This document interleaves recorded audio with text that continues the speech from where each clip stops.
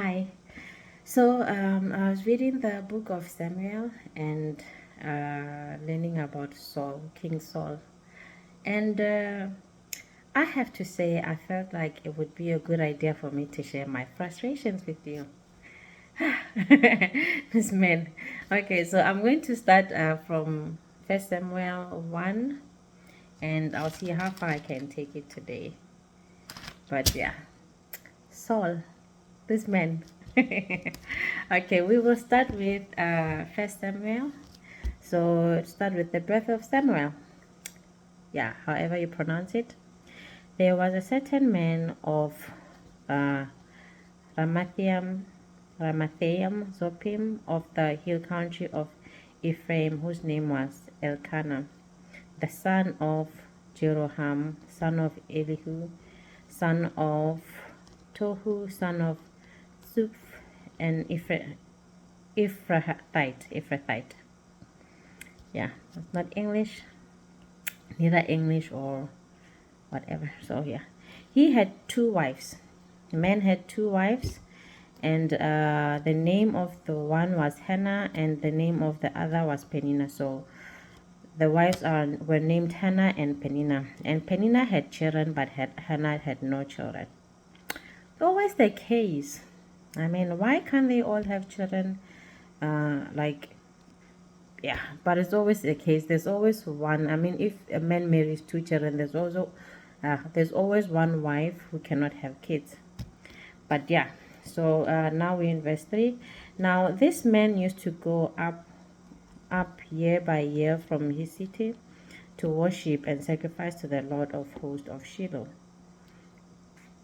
where the two sons of Eli, Hophni and Phinehas, were priests of the Lord. So in Shiloh, the two sons of Eli, the sons are named Hophni and Phinehas. They are priests of the Lord in that city.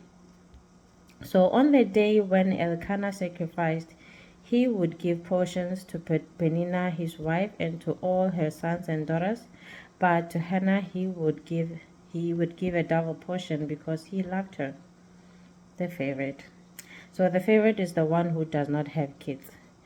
And yeah, so Elkanah, when he goes to give sacrifices to the Lord, he would give a portion to Peninnah and her children, but a double portion to Hannah. So Hannah doesn't have kids, so he's giving a double portion to her. And yeah, but to Hannah he gave a double portion because he loved her. Though the Lord had closed her womb. Yeah, and I think this case is similar to the case of is it Jacob? Yeah, Jacob. Yeah, Jacob, who later became Israel. Israel. I don't know how you guys choose to pronounce it, because I remember that there was Rebecca and Leah, right? Yeah, I'm not sure about the name, because the thing is, I know there is Rebecca, there's Leah, and there is Rachel. So Rachel, I think, is the mother of Jacob. Yeah, the names are similar, so that's why I'm getting confused. So Jacob loved the one wife, but the wife was not able to have kids. I think Leah was not able to have kids. Correct me. Yeah. Leah was not able to have kids, and Rachel was able to have kids. So I think this case is similar. And Jacob showed obviously that he loved the wife who could not give him kids. So, and obviously the other wife didn't like it because she always felt like a second choice. Yeah, I understand. And yeah, to Hannah he gave a double portion because he loved her, though the Lord had closed her womb. And her rival used to provoke her grievously to irritate her because the Lord had closed her womb. That's a problem again. So I think it's also in the case with Abraham and Sarah, because Sarah, who later was Abraham and Sarai, yeah, and because she also couldn't have kids, and the concubine who was able to have kids kept taunting and tormenting her.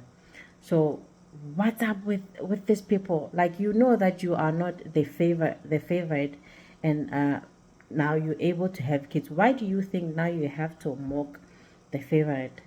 But yeah, with Rachel and Leah, I think Rebecca or Leah, yeah, Rachel and Leah, they did not. I don't think she mocked her sister because they were siblings. So, but she just felt that she was not loved. But with Sarah and Ishmael's mother did mock her. So the case here again. I'm like, what's up with this woman? I mean, so it went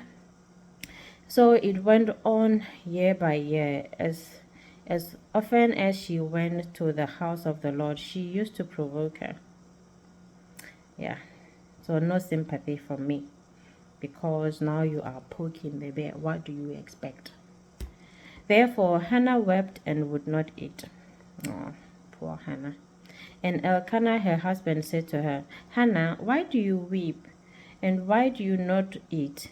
And why is your heart so sad? Am I not more to you than 10 sons?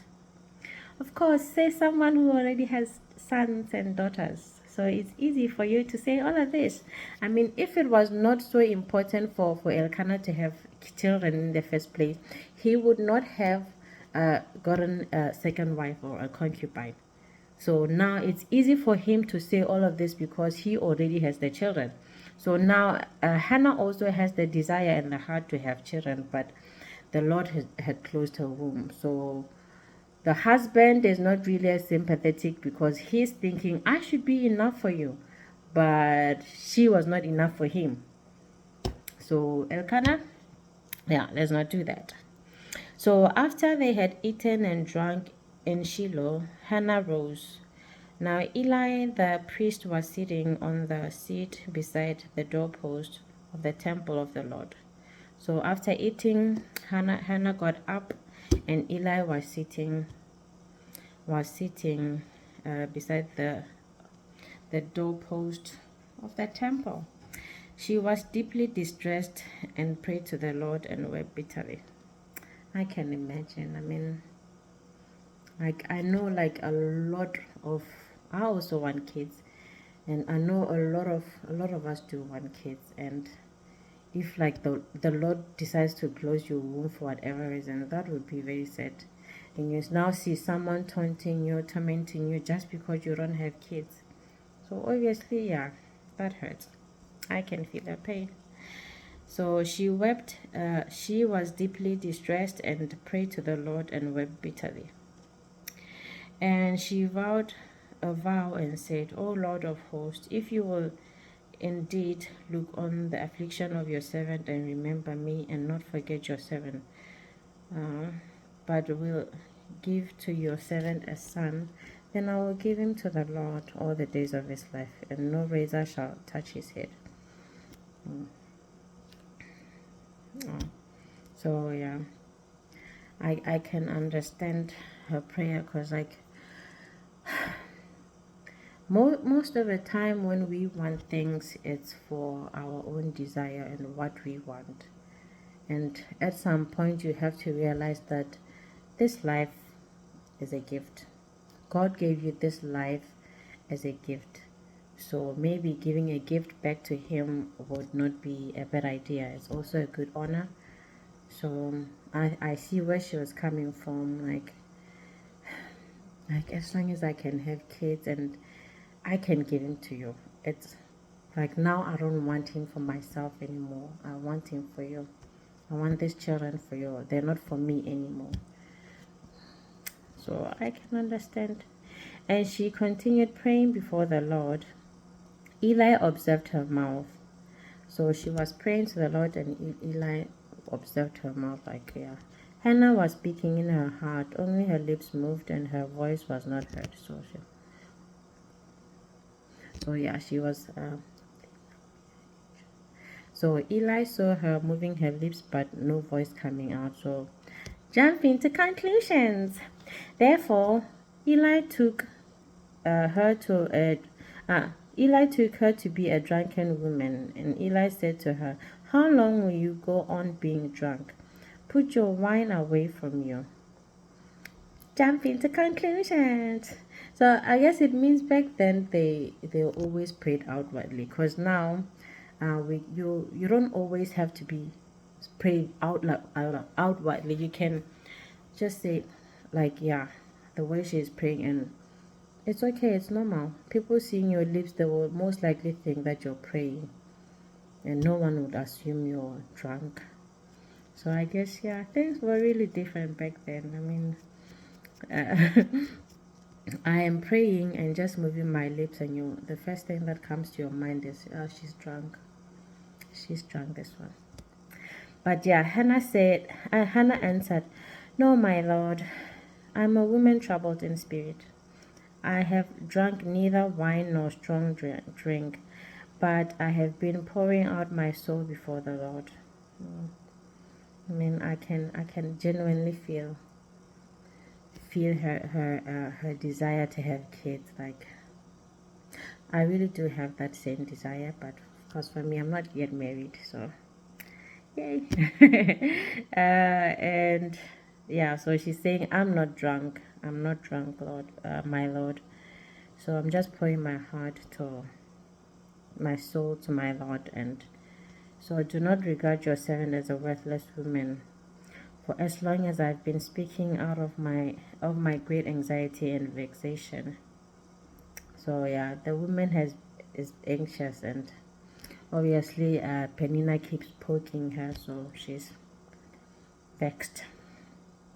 Makes sense. So yeah. Then Eli answered her, "Go in peace. The Lord of Israel grant your petition that you have made to him." So go in peace. The Lord your God grant your petition.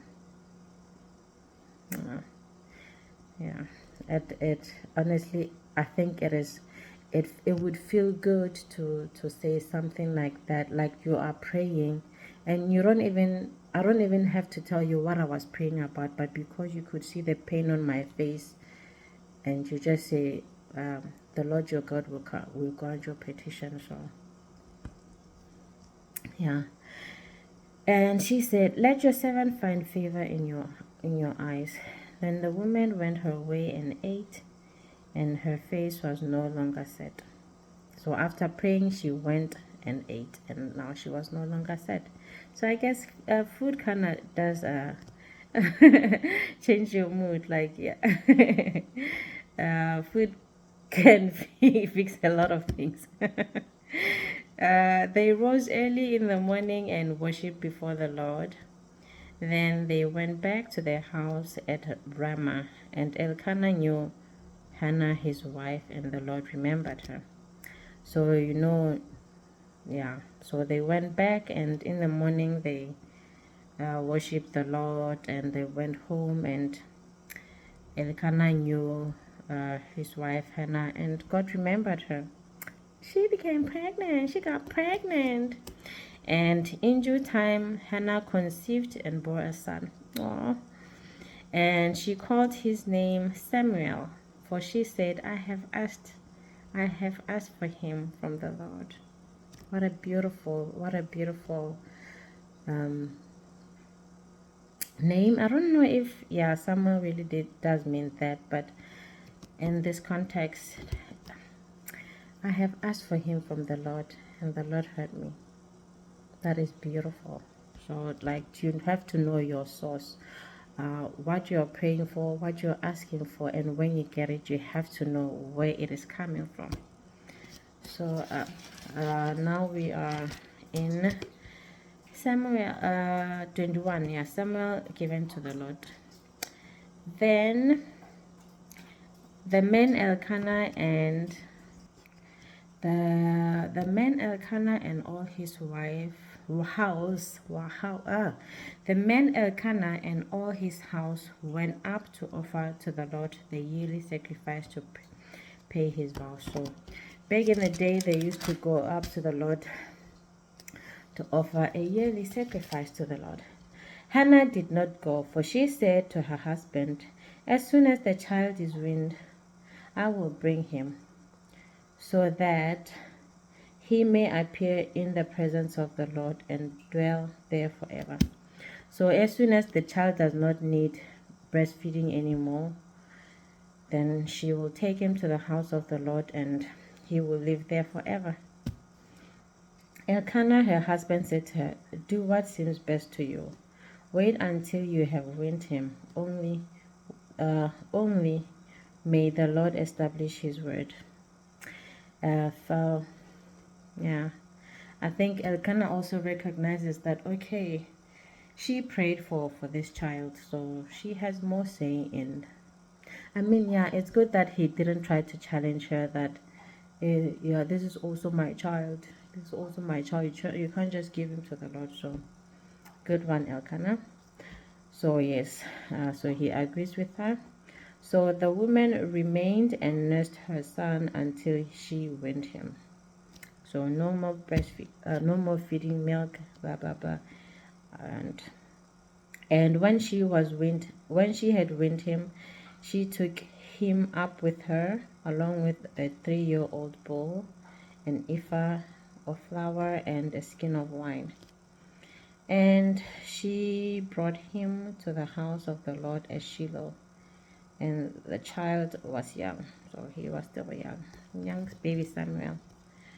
And they slaughtered the bull, and they brought the child to Eli. And she said, "Oh, my Lord, as you live, my Lord, I am the woman who was standing here in your presence, praying to the Lord for this child. I pray, praying to the Lord for this child. I pray, and the Lord has granted me my petition, and that I made to him."